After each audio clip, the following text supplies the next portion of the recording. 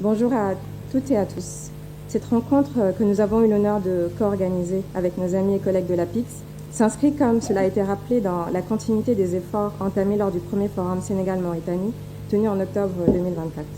Cet événement a servi de tremplin pour lancer des initiatives concrètes comme le Conseil d'affaires sénégalo-mauritanien qui vise à renforcer et faciliter les échanges réguliers entre les entreprises de nos deux pays. Depuis sa création en 2021, l'Agence de promotion des investissements en Mauritanie s'est engagée à ouvrir des passerelles pour les investisseurs en simplifiant les démarches administratives et en identifiant des projets stratégiques. Comme exemple concret, je peux citer l'appui aux investisseurs du projet GTA, où l'APIM a collaboré avec des acteurs locaux dans les chaînes de valeur du gaz, le soutien à des entreprises mauritaniennes dans le secteur agricole et halieutique qui trouvent aujourd'hui des débouchés prometteurs au Sénégal. Ces exemples illustrent une chose: avec une vision et des efforts concertés, nous pouvons transformer des défis en opportunités concrètes.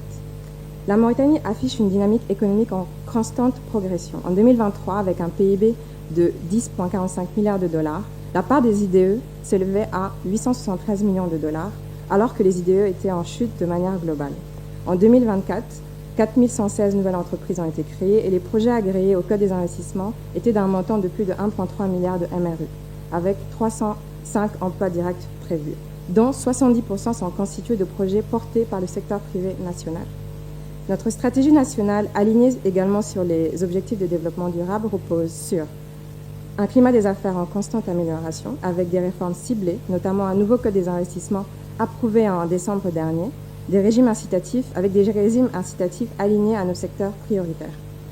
La diversification économique, avec les énergies renouvelables, l'hydrogène vert et l'agriculture, qui représentaient en 2023 5,2% du PIB. Parallèlement, nous encourageons la transformation locale pour une plus grande valeur ajoutée. Et finalement, un partenariat public-privé dynamique, qui est un levier essentiel pour concrétiser nos ambitions. La Mauritanie, riche de ses ressources halieutiques et agro-pastorales, offre un potentiel unique pour des projets conjoints, comme cela a été mentionné, le développement de joint venture entre nos deux pays. Les entreprises sénégalaises collaborent déjà avec des acteurs locaux pour maximiser ces opportunités. Ces exemples doivent nous encourager à investir davantage dans ces secteurs porteurs et à accompagner évidemment les PME et les femmes, comme ça a été rappelé par ma chère sœur Leïla. C'est ici que réside notre responsabilité collective et aussi l'engagement de structures comme l'APIM et l'APIX, créer un écosystème favorable où chaque secteur, quel que soit sa taille, peut contribuer et bénéficier de cette dynamique régionale. Pour que nos ambitions prennent forme, l'APIM et l'APIX travaillent main dans la main pour assurer une meilleure synergie des politiques d'investissement entre nos deux pays. À cet égard, je tiens à réitérer mes remerciements au DG de l'APIX et à toute son équipe pour une collaboration exemplaire. Donc, les relations entre nos deux pays, bien qu'importantes et prometteuses, restent vraiment en deçà de leur potentiel et c'est vraiment notre rôle d'impulser de cette collaboration pour accroître les chiffres des échanges commerciaux.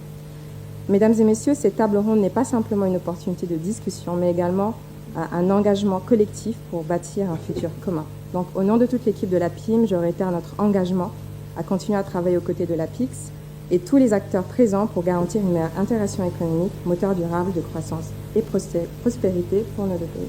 Merci beaucoup. Merci beaucoup. La parole maintenant à M. Bakary Sega Bachili. Merci.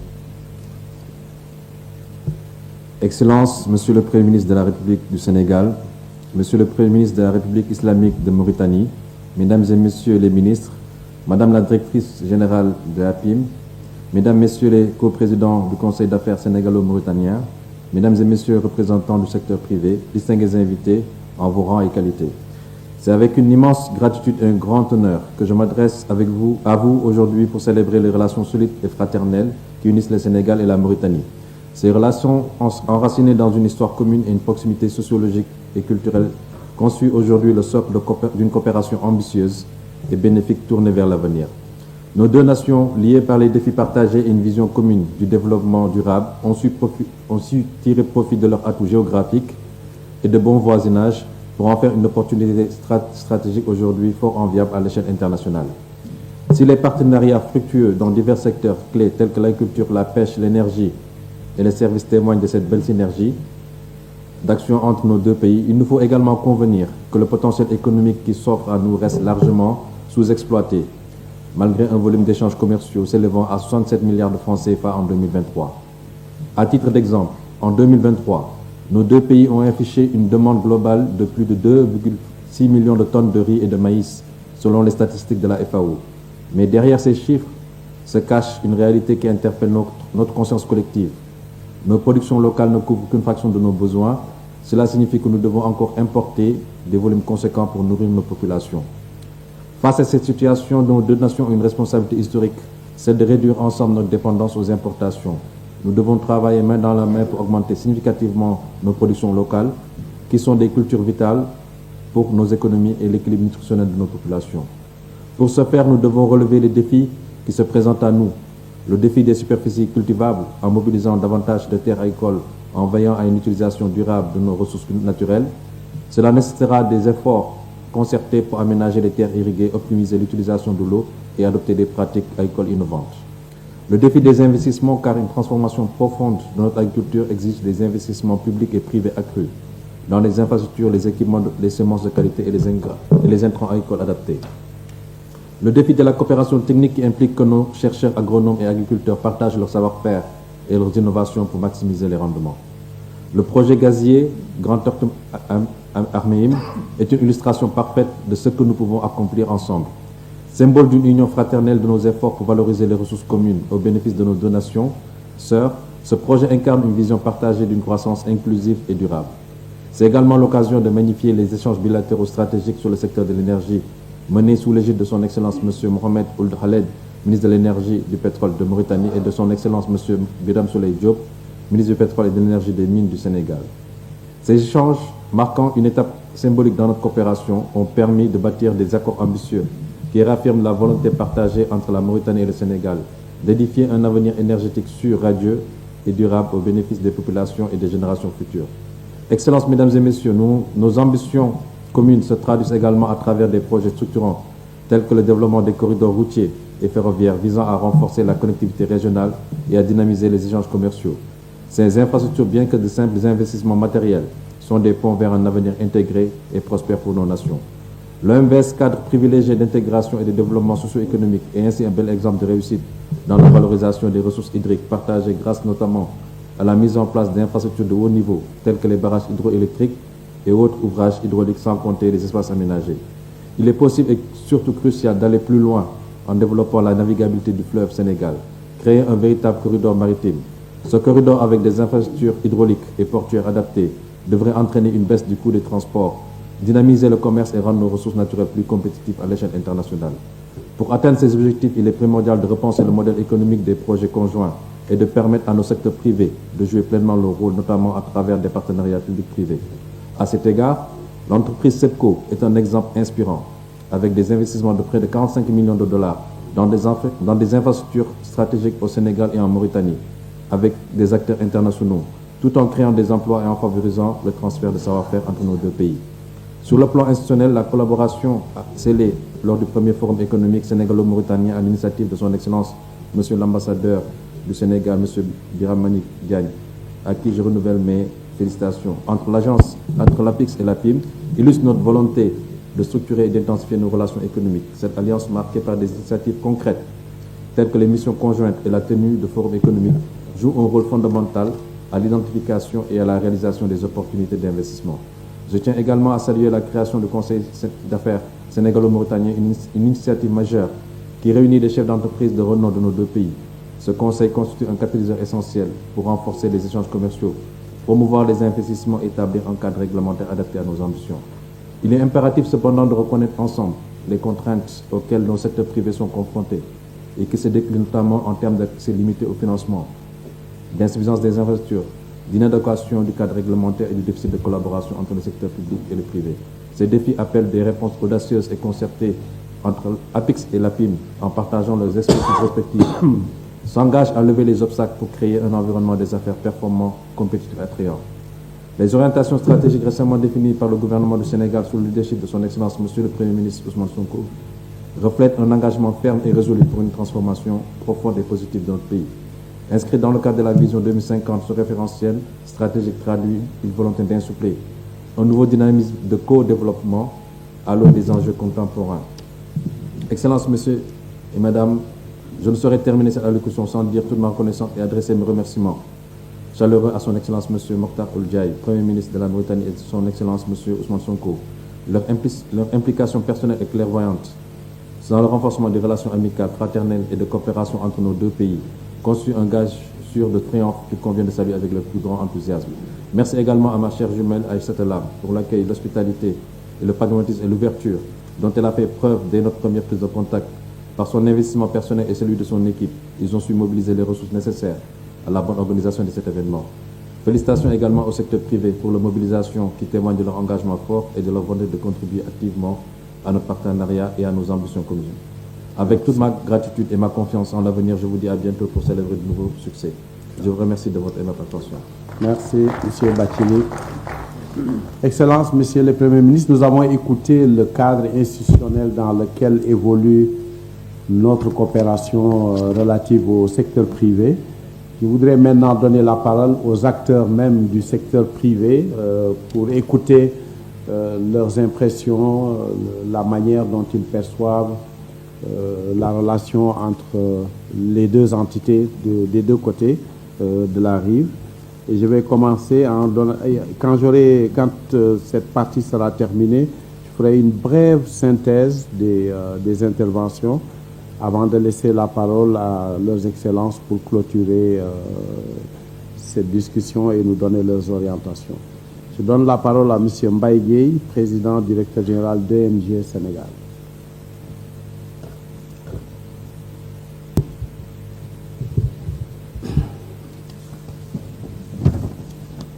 Merci beaucoup.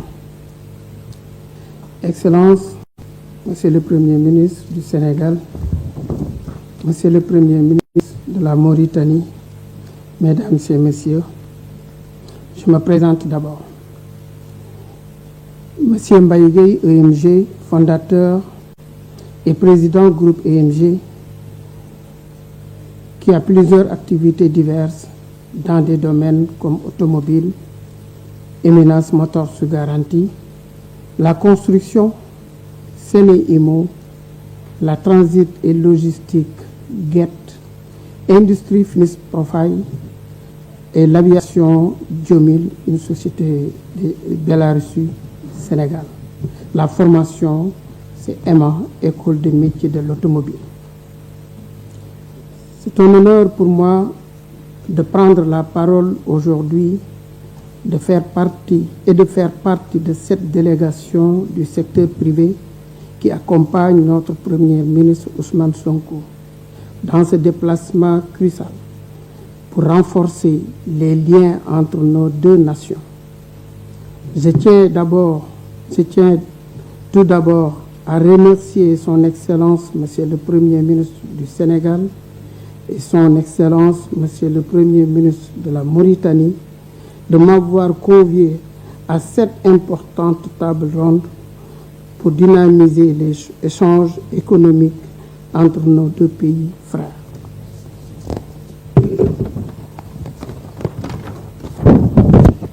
Monsieur le Premier ministre, cette visite est symbolique spirituellement pour le mouride que je suis,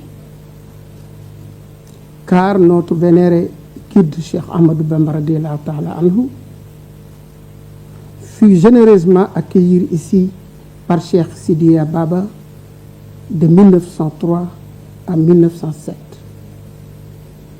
qui se porte grand pour lui-même. 120 ans après, le bon Dieu nous partage des ressources naturelles. C'est loin d'être hasard. Les opportunités d'investissement des deux côtés de la frontière sont immenses. En unissant notre force dans le cadre du Conseil d'affaires que j'ai entendu, Conseil d'affaires sénégalo-mauritanien que j'ai entendu tout de suite, nous pourrons transformer ces opportunités en projets concrets et bénéfiques pour nos économies respectives. Je m'engage à y jouer pleinement ma partition.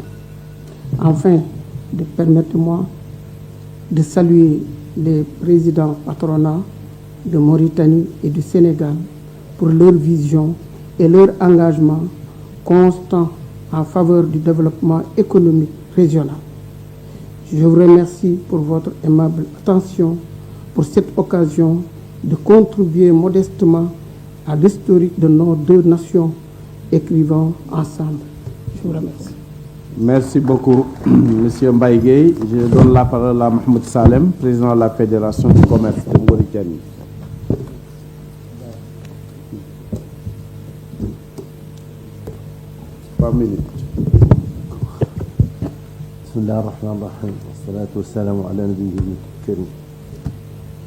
Excellence, Monsieur le Premier ministre, Excellence, Monsieur le ministre et chers collègues, membres de la délégation sénégalaise. En ma qualité de président de la Fédération du commerce,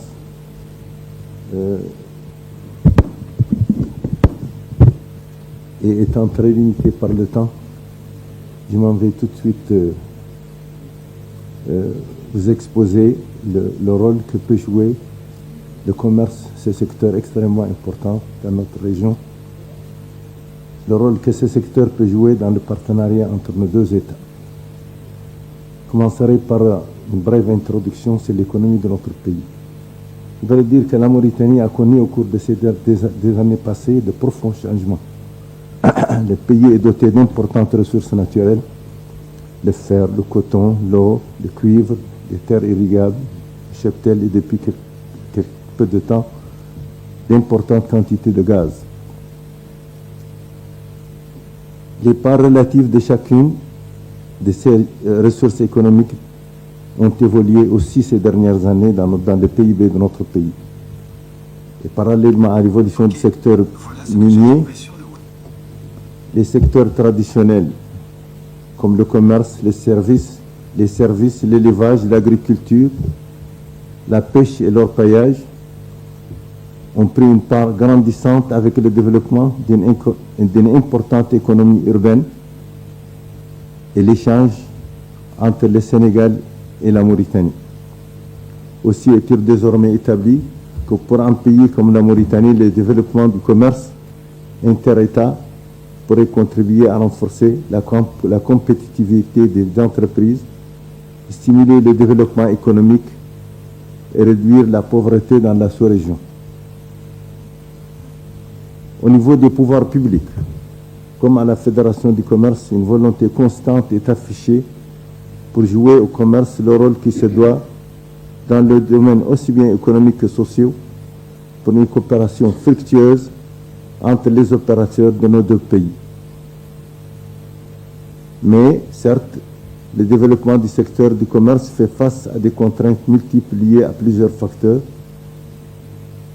dans la région, dont la désorganisation, la part importante de l'informel, la taille du marché, mais aussi lié au coût des facteurs de production dans nos deux États, les transports, les financements, les impôts, etc. Et les infrastructures nécessaires qui doivent être adaptées pour dynamiser le commerce. Certes, d'importantes réformes ont été réalisées, notamment dans les domaines législatifs et institutionnels pour améliorer le fonctionnement des mécanismes du marché et promouvoir les investissements privés dans nos deux pays. D'autres sont en cours, en particulier au niveau de l'administration, de la fiscalité, des banques, des services portuaires, etc. Donc c'est dans ce cadre que nos deux fédérations, la Fédération mauritanienne du commerce et celle du Sénégal, interviennent. Merci, vous avez dépassé le temps. Je suis obligé d'être, parce que nous avons une contrainte de temps. Merci beaucoup. Ouais. Je vais donner la parole à M. Mamadou Tidiane Niang de Damar Pêche du Sénégal. 3 minutes. Excellence, Monsieur le Premier ministre, Excellence, Mesdames et Messieurs les ministres, Excellences, Messieurs les ambassadeurs, chers collègues et partenaires, distingués invités, Mesdames et Messieurs, c'est avec un grand honneur et une profonde reconnaissance que je me tiens devant vous aujourd'hui à l'occasion de cette table ronde organisée par APIX SA et l'Agence de promotion des investissements de Mauritanie APIM, dans le cadre de la visite officielle du Premier ministre de la République du Sénégal, M. Ousmane Sonko, en Mauritanie. Permettez-moi de commencer par exprimer ma sincère gratitude pour cette belle opportunité de pouvoir échanger avec vous, de partager une expérience et de parler des enjeux qui nous touchent, nous investisseurs, et qui, nous l'espérons, seront au cœur des discussions aujourd'hui. Aussi, je vous souhaite à toutes et à tous mes meilleurs vœux en cette nouvelle année 2025. En tant qu'investisseur sénégalais dans le secteur de la pêche en Mauritanie, je suis, nous sommes à la fois fiers des potentiels immenses qu'offre ce secteur, mais aussi profondément préoccupés par les difficultés quotidiennes que rencontrent les nombreux acteurs économiques, y compris nous, du secteur de la pêche.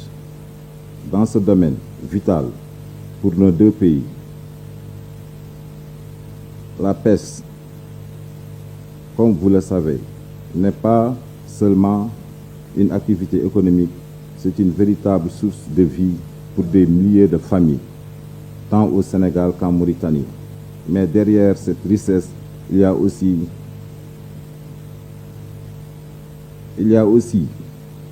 des obstacles qui méritent toute votre attention. L'un des plus grands défis auxquels nous faisons face en tant qu'investisseurs dans le secteur de la pêche en Mauritanie concerne l'immatriculation de nos entreprises et de nos matériels de pêche. Il est entièrement difficile, voire décourageant, de pouvoir inscrire nos pirogues et équipements à nos noms. Cela signifie que nos outils de travail ne peuvent pas être considérés comme des garanties pour l'obtention de crédits auprès des institutions financières, rendant ainsi nos investissements fragiles et vulnérables. Pour un investisseur, il n'y a rien de plus frustrant que de pouvoir sécuriser ses ressources matérielles, car celles-ci sont Merci, ensemble... M. Nyang. Je suis obligé de vous interrompre. Vous avez dépassé largement vos 3 minutes. Oui, je vais donner maintenant la parole au général Dia, président de la Fédération de l'agriculture en Mauritanie. 3 minutes également.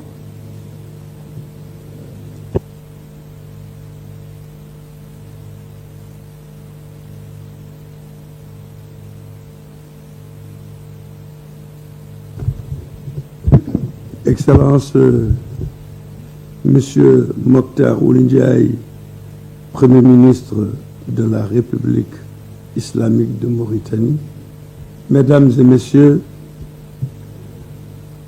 je voudrais avant tout vous remercier pour la coprésidence de cette table ronde d'importance majeure dont nous sommes sûrs qu'elle est en phase avec les ambitions de nos peuples socialement et humainement intégrés et qui n'attendent qu'une intégration économique véritable. Sur le plan agricole qui me concerne, ce problème révèle une importance majeure en raison du fait que nous partageons ensemble un même espace économique et social, un même environnement. L'intégration de nos peuples, de nos populations, cela va sans dire qu'elle est réelle, qu'elle existe.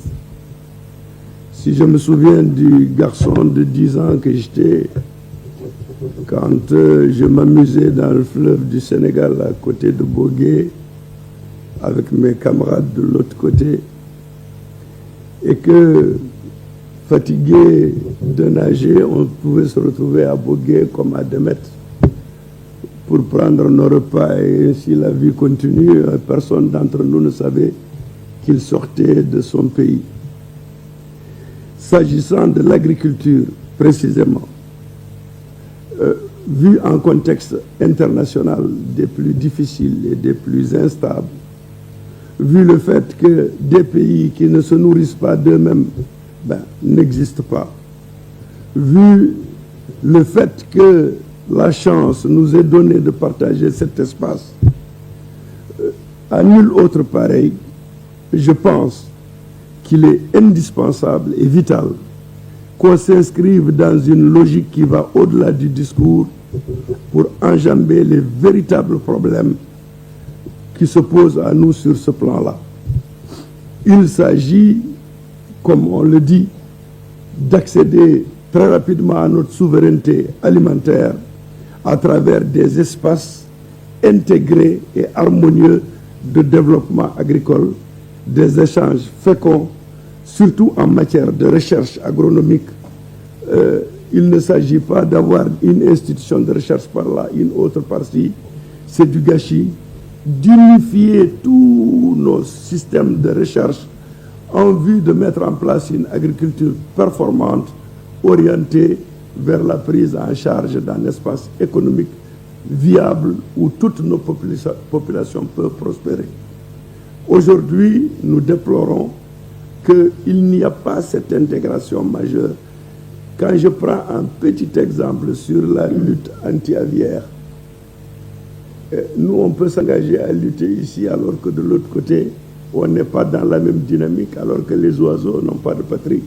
Ils voguent de part et d'autre, et cela nous impose plus que jamais à envisager l'avenir en commun de façon suffisamment intégrée pour tout entreprendre.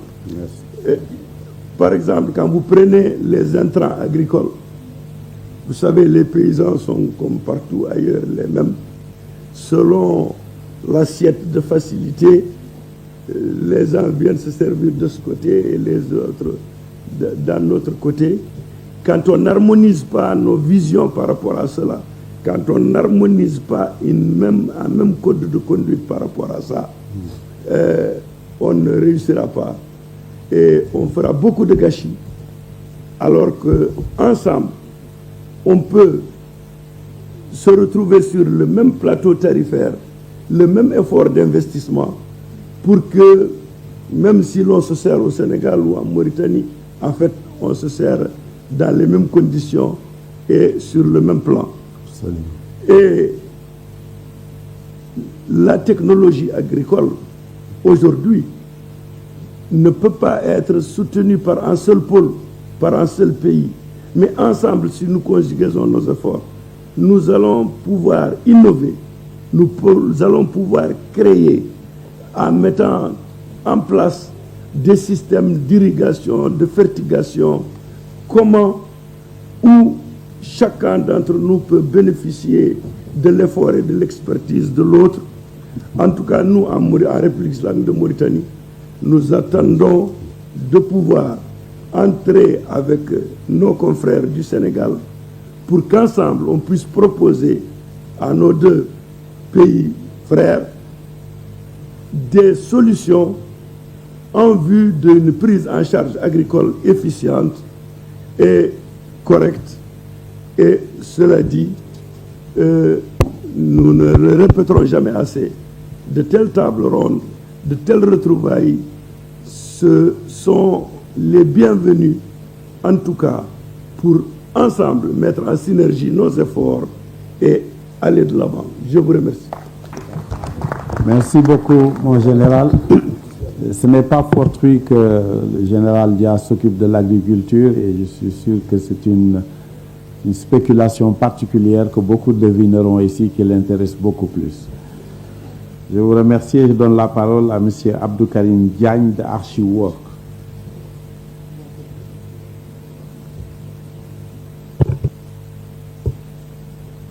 Excellence, Monsieur le ministre du Sénégal, Excellence, Monsieur le ministre de la Mauritanie, nous sommes honorés d'être parmi vous pour magnifier la relation cordiale et amitié entre nos pays.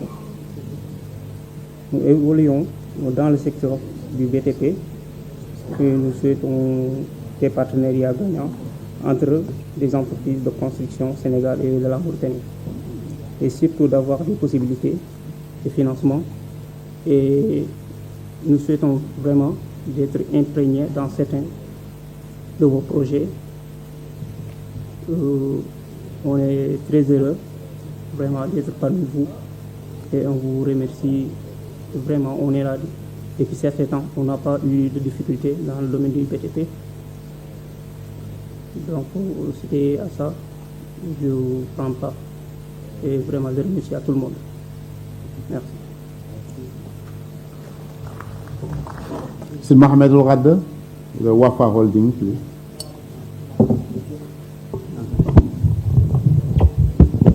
Moi, je ne peux pas rappeler c'est-à-dire les choses qu'ils ont déjà dit, mais donc cette réunion-là doit être suivie par d'autres commissions techniques pour essayer d'avancer les choses. Parce que l'intérêt est très connu et tellement disponible, mais on doit l'exploiter le plus vite possible. On ne peut pas attendre une année pour faire une deuxième réunion ou 2 ans pour faire une deuxième réunion. Il faut que les choses avancent. Il y a la partie main-d'œuvre qui nécessite d'être créée et développée et normalisée pour essayer d'accompagner le développement. Parce qu'il y a toujours certains manques de ressources humaines qui peuvent toujours accompagner ce développement. Donc, je rejoins M.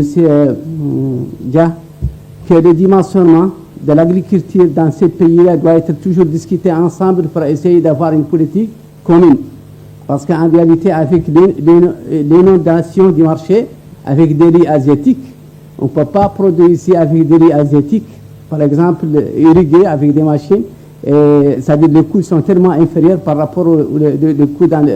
Il ne peut pas laisser le développement de l'agriculture avance dans nos pays. Et si on dit la Mauritanie, c'est la même chose au Sénégal, au Mali, c'est-à-dire ces pays, c'est tellement régional. Il faut que le développement soit toujours fait d'une manière régionale, pour essayer où il y a des possibilités qui peuvent toujours exister dans ce sens-là. Assalamu alaikum wa rahmatullah. Merci beaucoup et surtout merci de nous donner un crédit de temps. Je donne la parole à M. Diop de Culture Mauritanie. Monsieur le Premier ministre de la République islamique de Mauritanie, Monsieur le Premier ministre de la République du Sénégal, distingués participants. En tant qu'entrepreneur sénégalais établi en Mauritanie, je ressens une grande fierté de prendre la parole devant vous au nom de mes compatriotes. D'emblée, permettez-moi de vous transmettre leurs remerciements.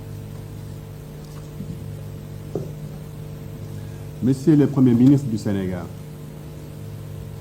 pour votre première visite en Mauritanie, vous nous aurez montré par cette rencontre l'intérêt que vous portez à la diaspora sénégalaise et la place prépondérante que vous accordiez aux acteurs économiques.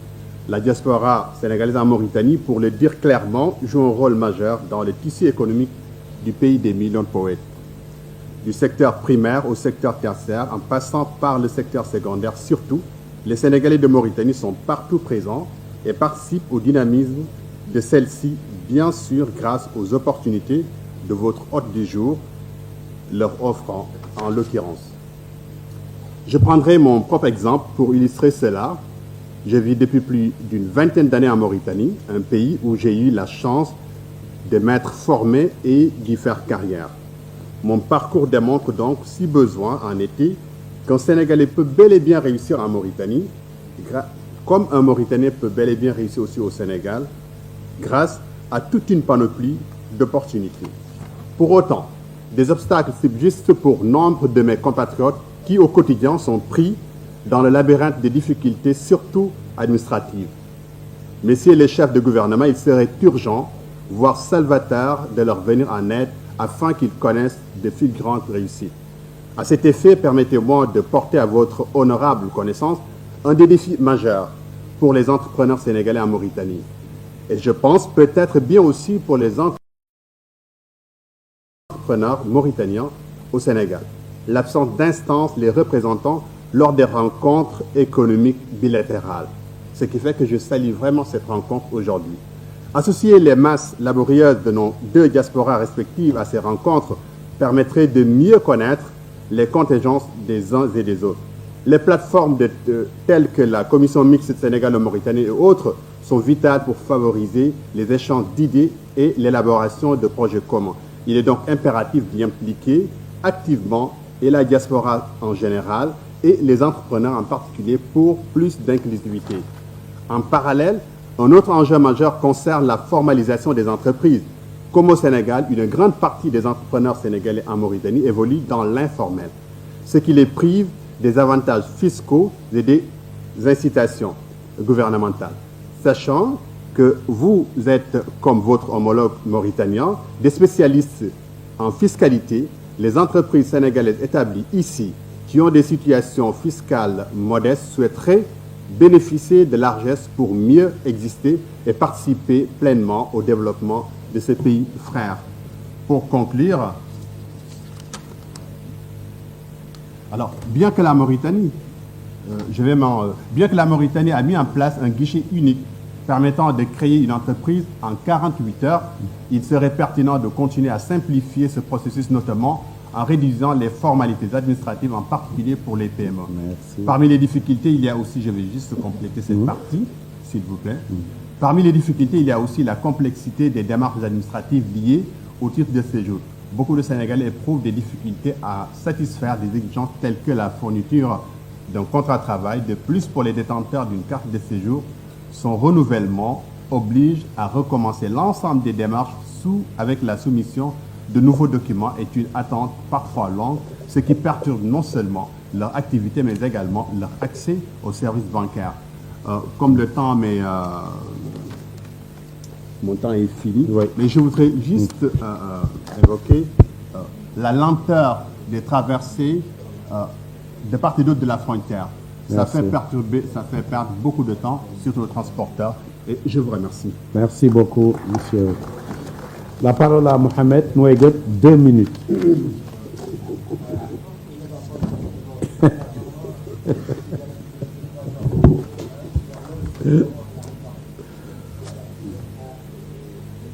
Micro.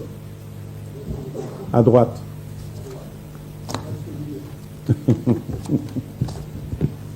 Bien. Excellence, Monsieur le Premier ministre de la République sœur du Sénégal, Ousmane Sonko, Monsieur le Premier ministre, Son Excellence, Monsieur le Premier ministre de la République islamique de Mauritanie, Mokhtar Diaye, Mesdames et Messieurs les ministres, Messieurs les présidents du patronat sénégalais et mauritanien, honorables invités, Mesdames et Messieurs, j'ai tellement de choses à dire, c'est la relation entre l'État sénégalais et l'État mauritanien blanc qui forment un seul peuple. Mais compte tenu du temps, je serai limité à présenter une note sur le secteur bancaire mauritanien. Je me présente, je m'appelle Mohamed Noueguet, je suis le président du groupe AON. Abdellah Noueguet, c'est un groupe qui a été créé dans les années 50 par mon père, Abdellah Noueguet, Allah yarhamou, que Dieu son âme. Et depuis lors, effectivement, c'est un groupe qui est un groupe diversifié qui touche au commerce, l'agro-industrie, la pêche, les finances à travers la Banque nationale de Mauritanie que je dirige. Et nous avons aussi certains investissements dans la sous-région. Mali, Côte d'Ivoire, Guinée. Au Sénégal, j'ai essayé, malheureusement, je n'ai pas pu. Ceci étant, c'est un honneur de prendre la parole aujourd'hui en ce moment empreint d'histoire et de perspectives pour nos donations. Permettez-moi d'abord de rappeler brièvement, mais avec fierté, le chemin parcouru par le secteur bancaire mauritanien, un levier important pour notre économie. Un bref rappel historique, avant 1973, le paysage bancaire mauritanien était constitué exclusivement d'institutions étrangères, principalement françaises. Avec la création de notre monnaie nationale, à savoir l'Ouguiya, la Mauritanie a pris un tournant historique en affirmant sa souveraineté économique. Cependant, le retrait des banques étrangères a laissé un vide que l'État et les capitales nationales ont entrepris de combler progressivement, établissant ainsi les assises dans le secteur financier national. En 1987, la Banque Arabo-Africaine BAM a été transformée en Banque Mauritanie pour le commerce international, la BMCI. En 1989, deux banques ont fusionné, à savoir la BIMA, la Banque nationale pour la Mauritanie, qui était une filiale de la BIAO, et la SNB, la Société Mauritanienne des Banques, qui était une filiale de la Société Générale, ont fusionné en 1989 et ont donné naissance à la Banque nationale de Mauritanie qui dirige aujourd'hui. Cette transformation, portée par une vision audacieuse et un engagement sans faille des figures comme Feu Mohamed Abbas et mon dauphin père Abdallah Oudmega, a marqué un tournant décisif. Le secteur privé est devenu le moteur du développement bancaire soutenant la résilience économique nationale. Avant la privatisation, l'État injectait des fonds importants pour soutenir les banques en difficulté.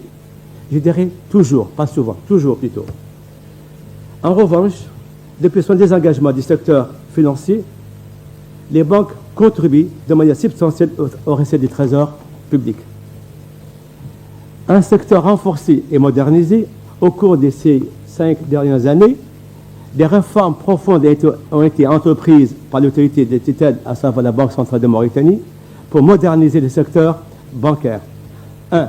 Renforcement de la supervision bancaire garantissant une stabilité accrue, création d'un marché d'échange interbancaire favorisant la transparence et l'efficacité, modernisation des moyens de paiement intégrant des systèmes de compensation modernes et, dernière, la promotion d'une inclusion financière permettant à davantage de citoyens mauritaniens et d'entreprises d'accéder aux services bancaires. Ainsi, à la fin de 2023, le secteur bancaire mauritanien compte 17 établissements de crédit, dont 3 à capitaux étrangers, réunis dans une association, à savoir l'Association professionnelle des banques mauritaniennes, l'APBM. C'est la période de 2020 à 2023, le secteur a bénéficié d'un environnement macroéconomique favorable, marqué par une forte progression des comptes bancaires, passé de 481 000 comptes à 1 630 000 comptes, grâce aux efforts d'inclusion financière et au développement des paiements mobiles. Les dépôts bancaires ont augmenté de 64% pour s'élever à plus de 3 milliards de dollars. Parallèlement, les crédits ont progressé de 48%, atteignant plus de 2 milliards de dollars et traduisant une injection supplémentaire de plus d'1 milliard de dollars. Ces évolutions témoignent d'une amélioration significative et de la solidité du secteur bancaire au cours de ces 5 dernières années. Cette situation a conduit à une contribution significative au financement des projets structurants pour l'économie mauritanienne, incluant à titre illustratif et non exhaustif le soutien à l'extension des infrastructures aéroportuaires. Monsieur le Premier ministre, je tiens à vous rappeler que l'aéroport où vous avez atterri il y a 2 jours a été financé par les banques mauritaniennes et construit par une entreprise nationale mauritanienne, l'aéroport de Nouakchott. Ainsi que des soutiens Mohamed, dans les secteurs... C'est fin, c'est Oui. juste un petit programme, cher ami. Je vous remercie. Alors, à titre, bien sûr, aussi des soutiens dans les secteurs halieutiques et agricoles, en avenir commun. Nos trajectoires, bien que distinctes, partagent des défis et des ambitions communes. Le secteur bancaire constitue un levier crucial pour promouvoir collaboration mutuellement bénéfique à même de soutenir le développement durable de nos nations. Nous espérons ainsi que l'achèvement des travaux du pont de Rosso et de la réalisation des projets gaziers communs ouvriront de nouvelles perspectives pour renforcer la coopération multidimensionnelle entre nos 2 pays, frères, et accélérer l'intégration régionale africaine. Excellence, je suis convaincu que les efforts de nos gouvernements respectifs, guidés par une vision de progrès partagé, écriront une nouvelle page de prospérité pour le peuple. Je vous remercie. Et je tiens à vous dire que je suis sénégalais. Parce que j'ai vécu à Rosso, j'ai traversé le fleuve en nageant, comme le général Ishaq Dia. Merci beaucoup, cher Mohamed. Très intéressant sur l'évolution bancaire. Nous avons encore 2 prises de parole avant que leurs excellences puissent nous donner leurs orientations sur les différents thèmes qui ont été abordés.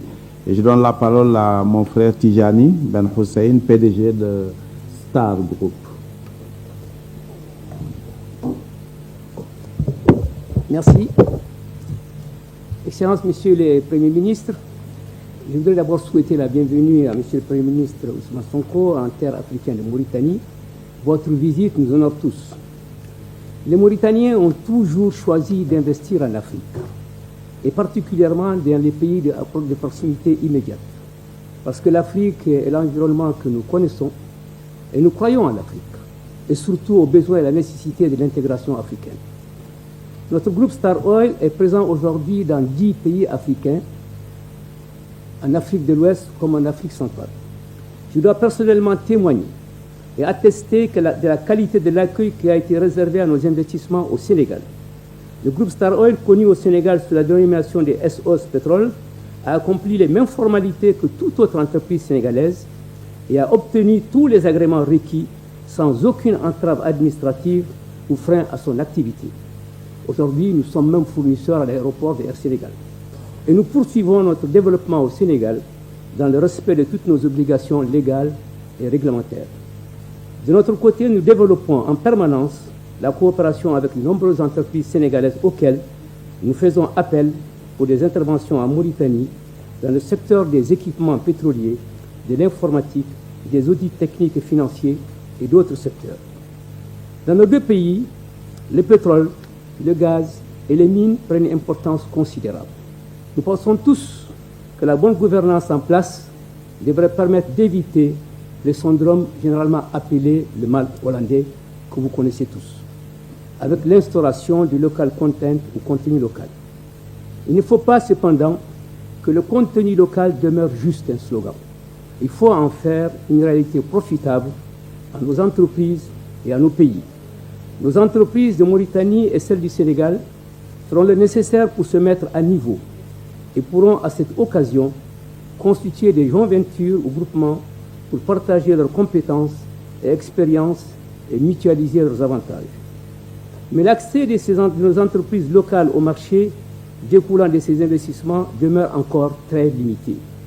Même quand elles sont capables de répondre aux contraignants critères des multinationales minières et pétrolières, elles sont bloquées par nos propres dispositions réglementaires. À titre d'exemple, malheureusement, je citerai surtout la Mauritanie. L'autorisation accordée en Mauritanie aux sociétés minières étrangères d'importer directement leur consommation pétrolière, c'est le seul cas en Afrique de l'Ouest, privant les entreprises, les banques, les travailleurs et même la fiscalité publique d'importants revenus. L'impossibilité pour les sociétés de distribution pétrole mauritaniennes d'assurer le bunkering ou avitaillement pétrolier des plateformes pétrolières ou des bateaux en offshore et d'autres secteurs encore.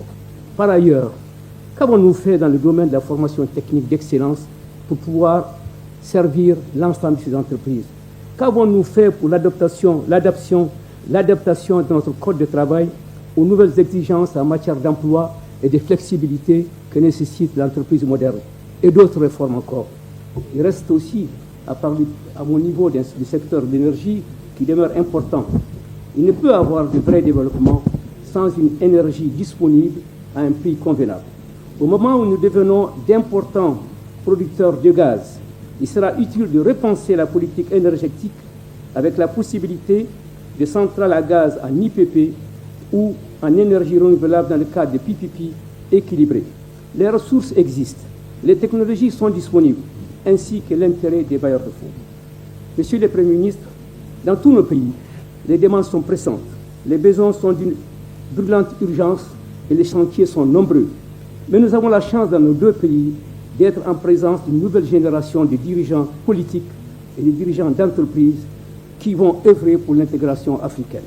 Nous connaissons votre engagement pour la consolidation de l'unité africaine et nous sommes convaincus que sous l'égide des dirigeants de votre qualité, nous allons ouvrir nos frontières, détruire ces murs, construire des ponts, simplifier nos procédures, favoriser la libre circulation des hommes et des biens et ériger les nouvelles passerelles que sont les nouvelles infrastructures terrestres, ferroviaires, maritimes et aériennes pour favoriser les échanges humains, universitaires et scientifiques, culturels, commerciaux, industriels, financiers et autres. Tous les deux, nous savons que vous n'êtes pas devenu Premier ministre pour ne rien faire.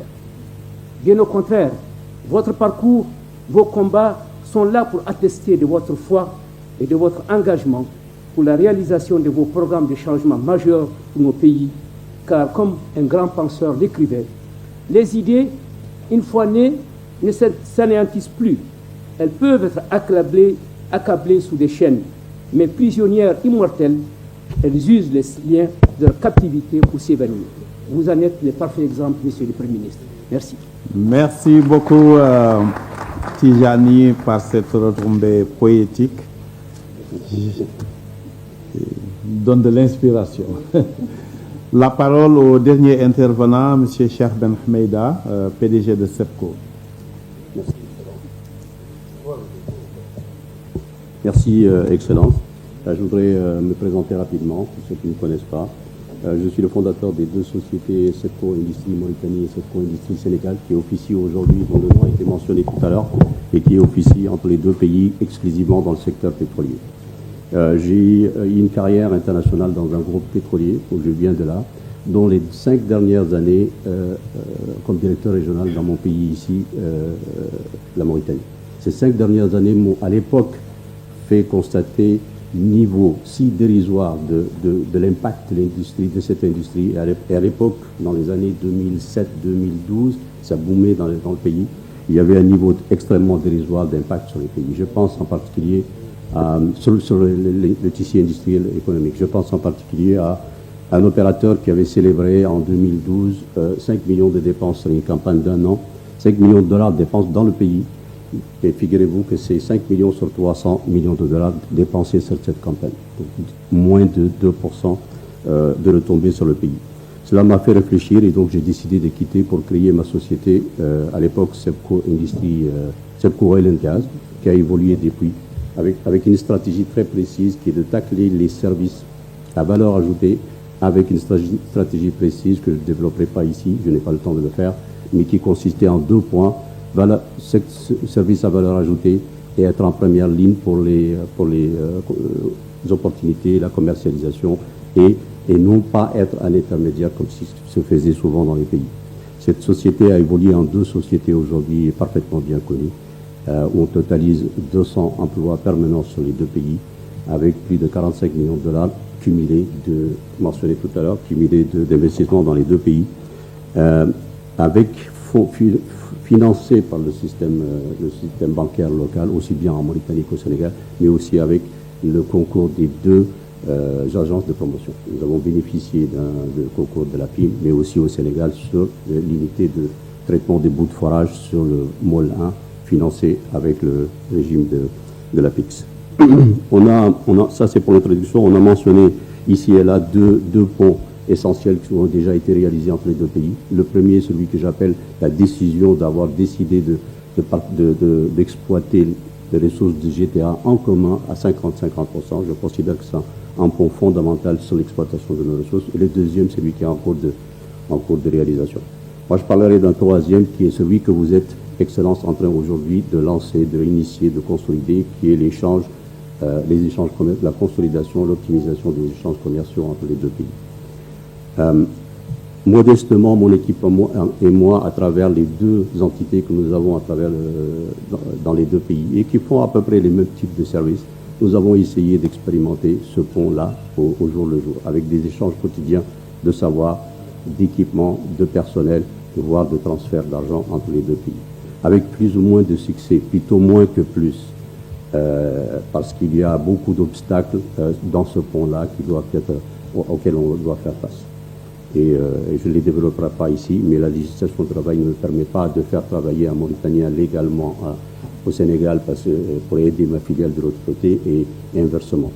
Les TVA, je pense aux TVA pour compte, qui ne sont pas récupérables pour les entreprises d'un côté ou de l'autre.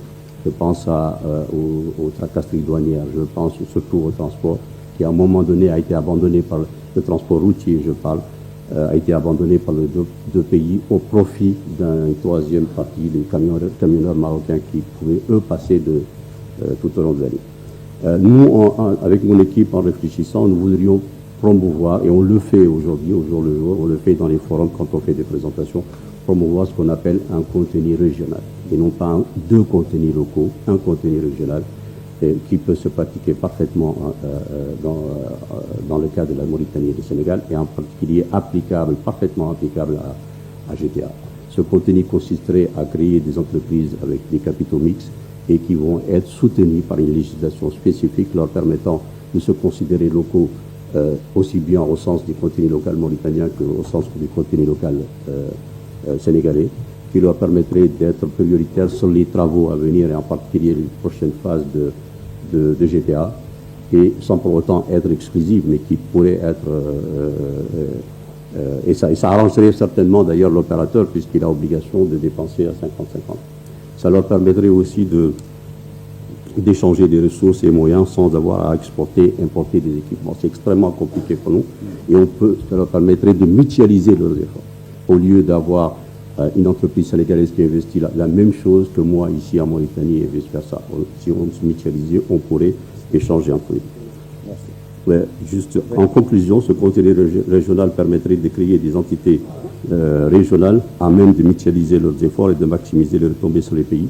Mais au-delà de ça, permettrait de créer des champions locaux capables d'intervenir dans la chaîne d'exploitation. Il y a aujourd'hui des ressources dans nos pays qui sont marginales et considérées sans intérêt pour les multinationales. Nous devons nous préparer à les exploiter.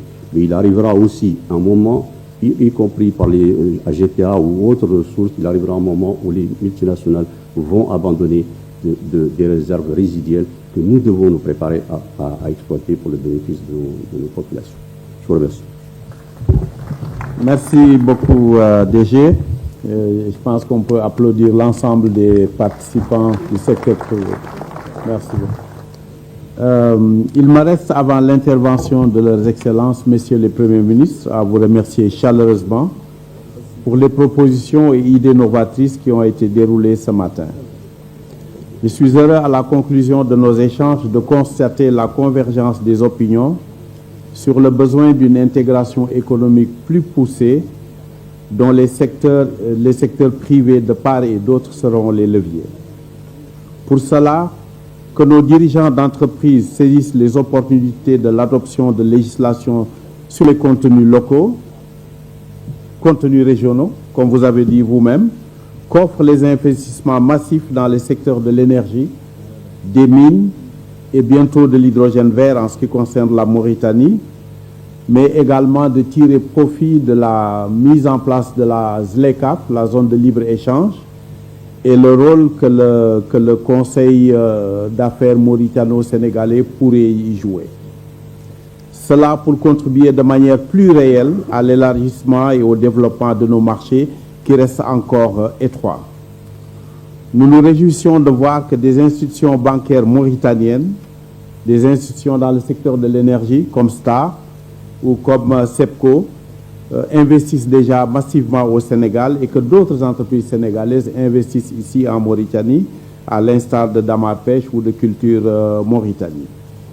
Je voudrais dire que nos États ont beaucoup délivré sur leurs engagements de supporter et d'aider au développement du secteur privé à travers différentes législations et offre désormais un cadre de partenariat avec le secteur privé qu'il faut rendre opérationnel.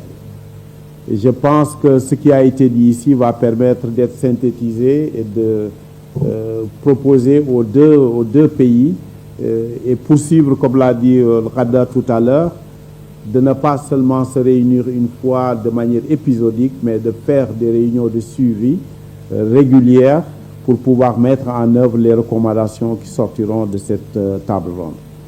Monsieur le Premier ministre, je vous remercie et je crois que je vais donner la parole à son Excellence, Monsieur le Premier ministre du Sénégal, Monsieur Ousmane Sonko. J'aurais pu dire d'ailleurs que j'aurais rajouté un secteur supplémentaire parce que nous sommes en train de développer un think tank à l'échelle des deux pays qui permettrait également de supporter et de renforcer la réflexion sur ces différents sujets. Monsieur le Premier ministre.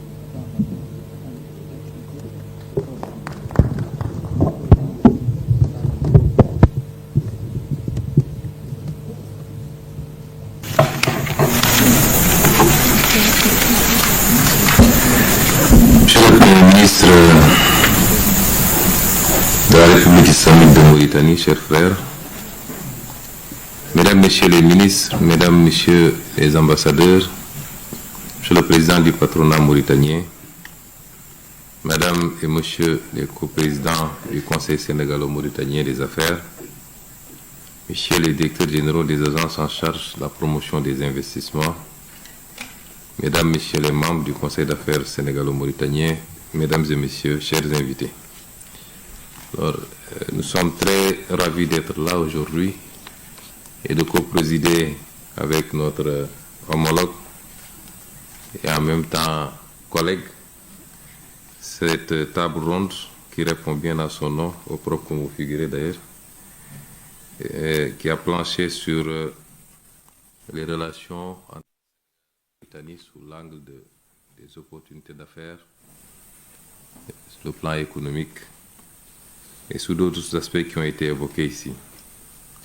Alors, je voudrais avant tout féliciter les organisateurs de cette table ronde, et particulièrement les deux agences de promotion des investissements, mais me réjouir également que les secteurs privés des deux pays aient pris les devants, notamment avec le forum qui a été lancé cette année, mais également le Conseil sénégalo-mauritanien des affaires.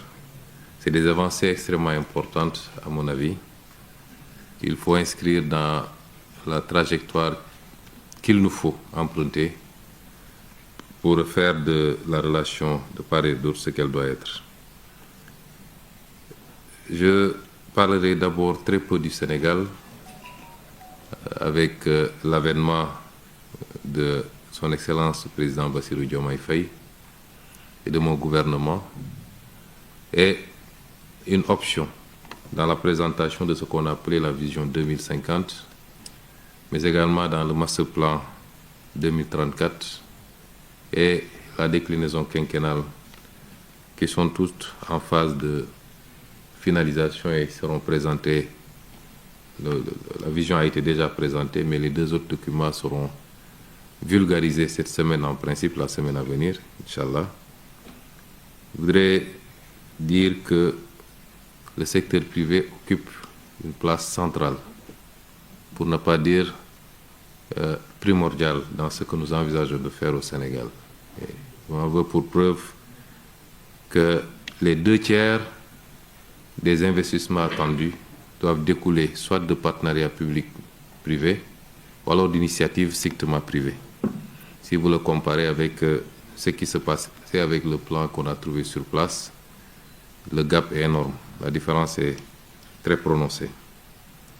Le secteur privé est attendu dans tous les segments, y compris les segments où on n'avait pas l'habitude de le voir, qu'à un certain niveau, notamment la santé, l'éducation. Il ne s'agit pas de privatiser la santé et l'éducation totalement, mais c'est de permettre aujourd'hui, avec l'intrusion du secteur privé, mais également le partenariat public-privé, de cibler des domaines particuliers qui peuvent faire l'objet de développement rapide par ce secteur privé. Et donc, tous les segments qui ont été abordés ici, on a parlé du secteur pétro-gazier, avec toutes ses implications en termes de potentialité pétrochimique. On a parlé de ce que nous partageons en commun en dehors du gaz, notamment le fleuve. On a parlé d'agriculture, d'élevage, de finances, du numérique, la formation et j'en passe. Tous les secteurs ont été passés au crible. Et le secteur qui m'intéresse le plus d'ailleurs, qui est un de nos grands défis, c'est le secteur de l'énergie. Je disais hier au Premier ministre que dans la vision 2050, en ce qui nous concerne, il est question d'atteindre une capacité de 10 000 MW à l'horizon 2050. On en produit un peu moins de 1700 aujourd'hui et vous voyez le gap qu'il faut combler. Et sans énergie, en quantité, en qualité et surtout à des coûts abordables, il est impossible d'industrialiser un pays, de réussir également la transformation agricole. D'où d'ailleurs la préoccupation sénégalaise, rejointe aujourd'hui par nos frères mauritaniens, d'avoir à tirer un peu plus de l'exploitation gazière. C'était 35 MFCF pour chacune des parties. Évidemment, ça suffit à peine à alimenter une centrale électrique de 250 MW. Nous en avons demandé 300 de plus, évidemment 150 pour chacune des parties, ce qui nous permettrait d'avoir beaucoup plus de marge. Parce que les renouvelables ne pourra pas, de toute évidence, dépasser peut-être 40% de notre mix énergétique. On peut faire beaucoup plus, mais dans le temps.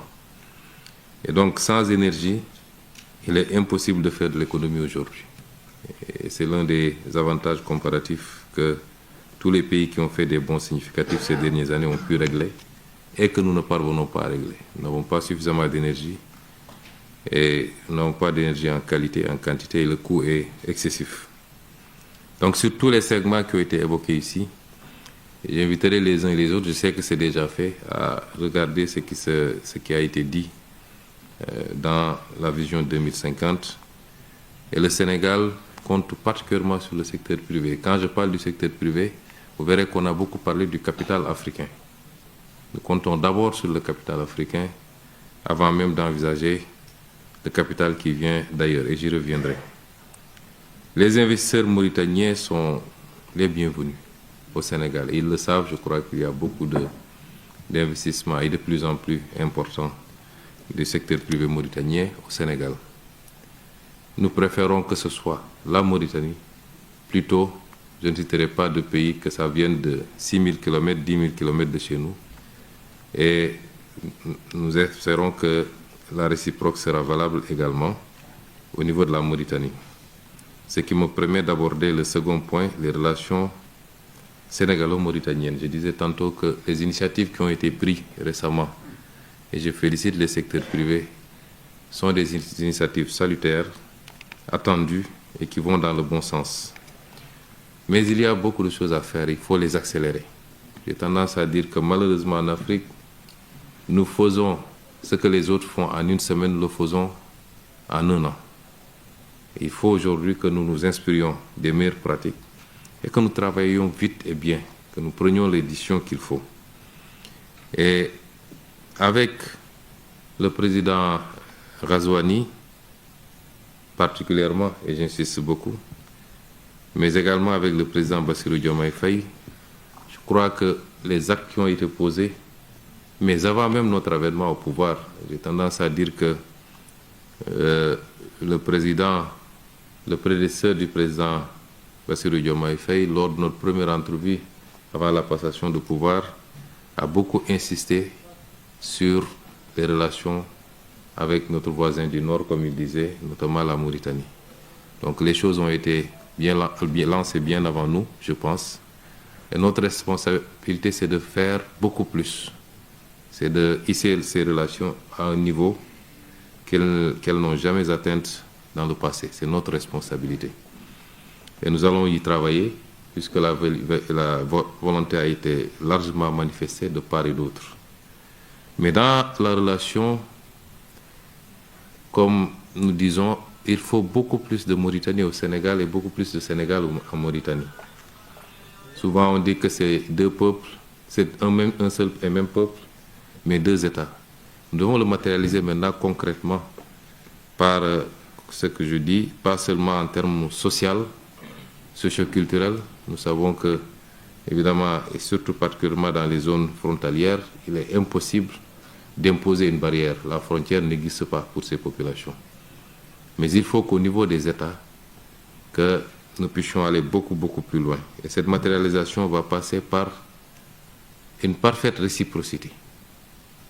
Tout ce qu'un homme d'affaires mauritanien peut faire au Sénégal, un homme d'affaires sénégalais doit pouvoir le faire en Mauritanie, dans les mêmes conditions, et vice-versa. Il faut qu'on puisse atteindre ce niveau-là, et pour cela, il faut que toutes les barrières soient levées. Toutes les barrières. Des exemples existent partout dans le monde, et qui marchent très bien, et je pense qu'on a beaucoup plus d'affinité pour pouvoir atteindre ces mêmes résultats, et qu'aujourd'hui, quand on va se retrouver peut-être, Monsieur le Premier ministre, dans un an, certainement à Dakar, qu'on ne puisse plus avoir certaines remontées de blocage de part et d'autre, et qu'on ait suffisamment avancé à fluidifier les rapports et les conditions dans lesquelles les uns et les autres peuvent exercer dans chacune des territoires. C'est extrêmement important parce que nos pays isolément ne peuvent pas constituer des marchés. Même ensemble, c'est des marchés assez faibles, mais ensemble, on est beaucoup plus fort. Et ensemble, on peut être des portes d'entrée mutuelles dans le reste de l'Afrique, du côté nord comme du côté sud ou centre. Et c'est cela qu'il est question aujourd'hui. Et nous incitons, nous encourageons tous les hommes d'affaires sénégalais et mauritaniens à aller dans ce sens. Et nous, en tant qu'autorité politique, nous ferons ce qu'il y a à faire. Depuis 2 jours que je suis ici, nous avons eu quand même de longues discussions. Beaucoup de problématiques ont été soulevées ici, des engagements ont été mutuellement pris de faire ce qu'il y a à faire, de travailler rapidement à faciliter les conditions d'exercice.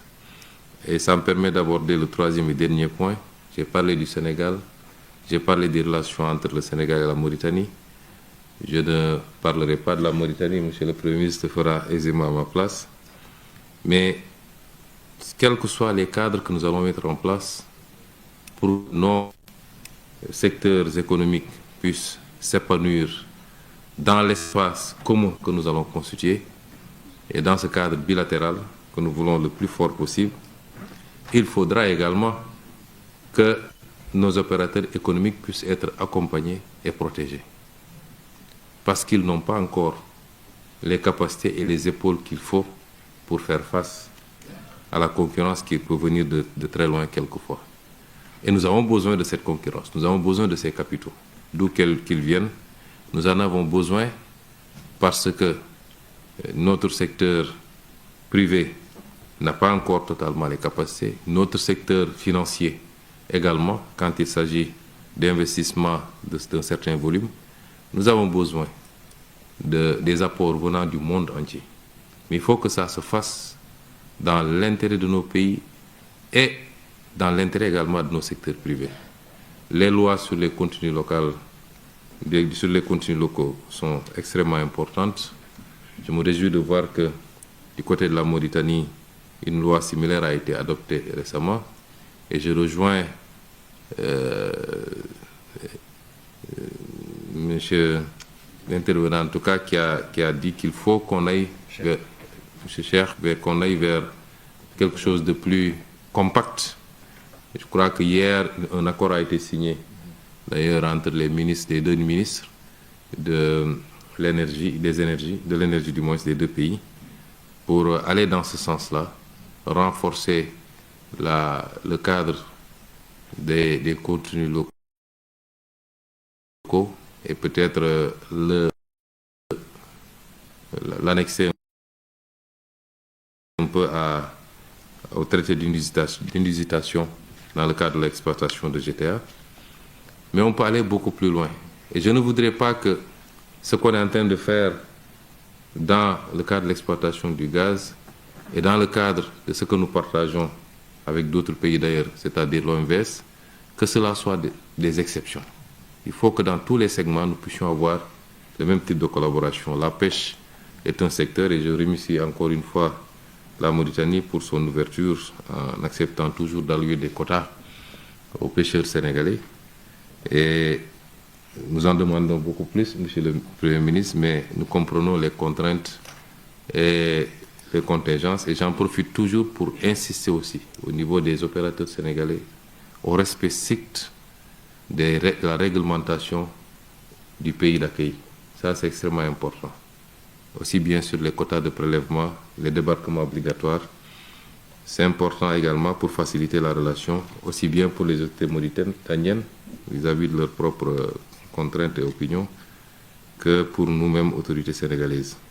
Mais il faut que ces modèles réussis, il faut qu'ils soient généralisés à tous les autres segments de l'économie.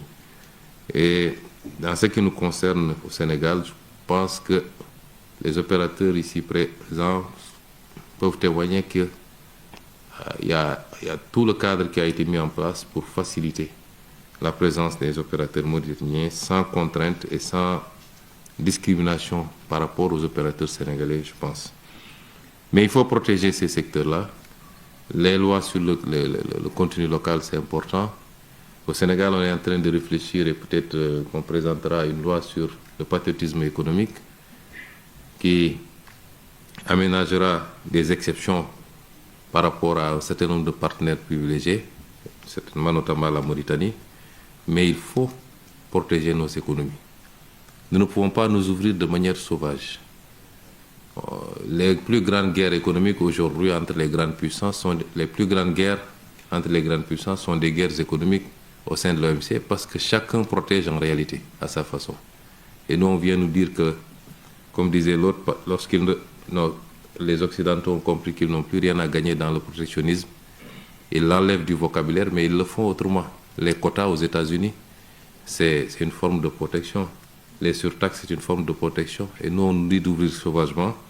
Il faut aujourd'hui réfléchir sur des mécanismes certes souples, très intelligents, puisque nous avons besoin de capter l'investissement étranger, mais tout en protégeant nos économies locales par le biais des transferts de technologies notamment, mais surtout par l'exigence de joint venture avec les opérateurs locaux. Et sur beaucoup d'autres aspects qui viendront compléter les lois sur le contenu local. C'est vous dire, messieurs, dames du secteur privé, que nous comptons beaucoup sur votre participation. Avant, on nous avait fait croire que l'État devait tout faire. Des indépendances aux années 80, on s'est rendu compte que ça ne marche pas. On nous a imposé les privatisations, mais conçues, réfléchies pour le capital étranger particulièrement. Aujourd'hui, plus que jamais, nous sommes convaincus que le secteur privé doit porter le développement, mais il doit être le secteur privé d'abord national. Je disais tout le temps que je ne connais pas de pays qui se soit développé sans bourgeoisie nationale forte. Et ça, c'est nos options. Nous mettrons tous les cadres qu'il faut. Et je vois que la Mauritanie fait la même chose. Et dans le cadre de la jonction maintenant des initiatives, nous travaillerons à huiler les mécanismes pour que les secteurs privés, de part et d'autre, se sentent à l'aise et puissent contribuer à ces efforts de développement. Tout en vous félicitant une dernière fois pour cette initiative, je vous remercie pour votre aimable attention. Merci beaucoup, Excellence, Monsieur le Premier ministre. Donc, on notait au-delà de la réciprocité la nécessité d'accompagner et de protéger les investisseurs locaux et en mettant toujours en avant les intérêts des pays dans toute décision, y compris la décision de renforcer les partenariats publics et privés. Le temps que les micros s'installent.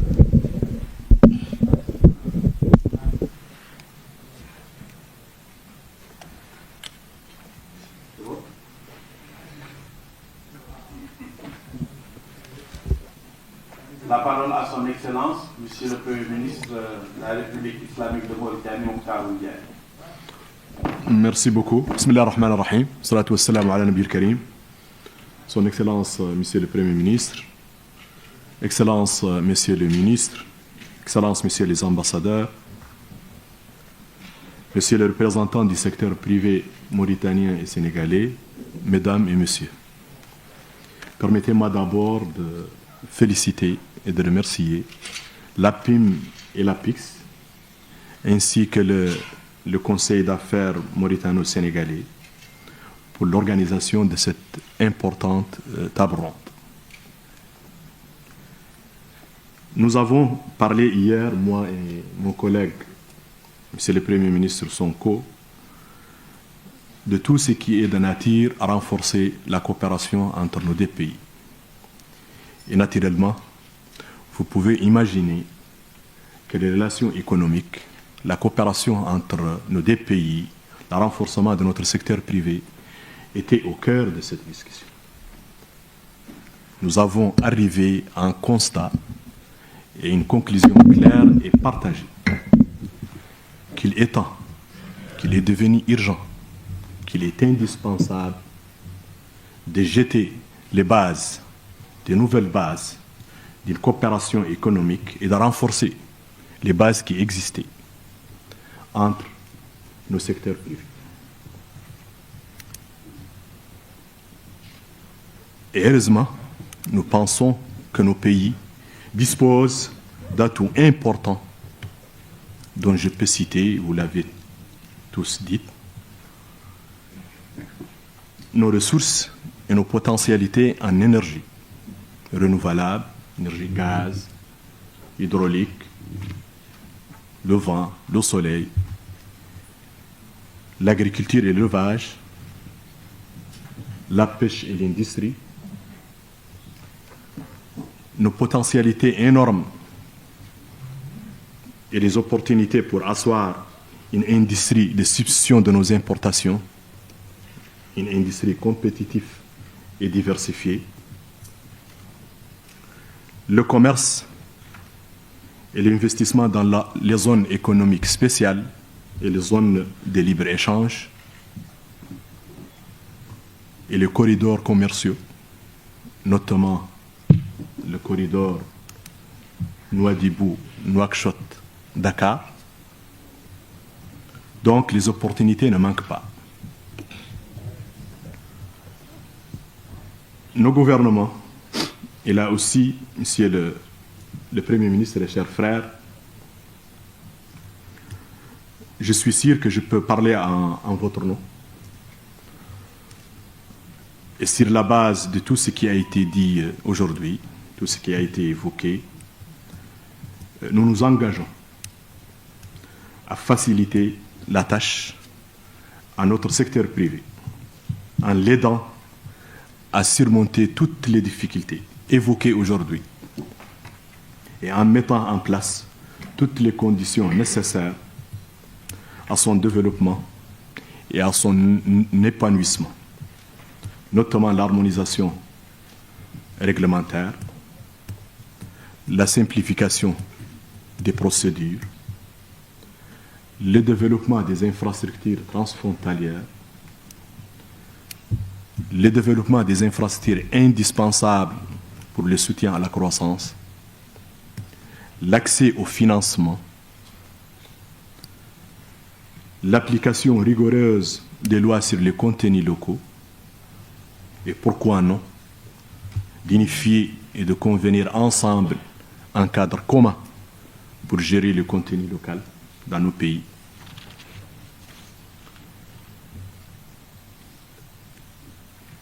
Pour cela, nous appelons nos deux secteurs privés à travailler main dans la main, en multipliant les cadres et partenariats publics-privés, les plateformes de dialogue et d'échange d'expériences, les joint ventures ainsi que les mécanismes d'inclusion de nos jeunes et de nos femmes et de promotion des startups. Je n'ai pas besoin de dire ici que le secteur privé sénégalais sera le bienvenu. J'ai bien écouté et attendu les problèmes posés et surtout les problèmes liés aux formalités administratives. Le gouvernement mauritanien prendra dans les meilleurs délais toutes les dispositions pour enlever ces entraves.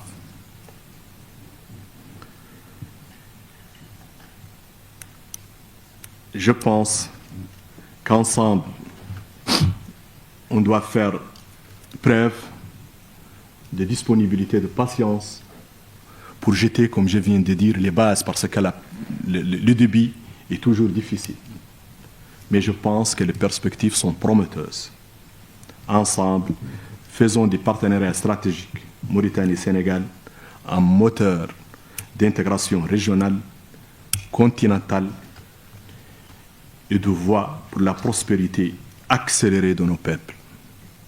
Merci beaucoup et félicitations pour l'organisation de cette importante, comme je viens de dire, cette importante table ronde qui aura, je pense, d'après et un après heureux pour nous tous.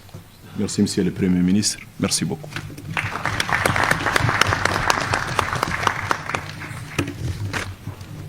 Merci beaucoup à tous.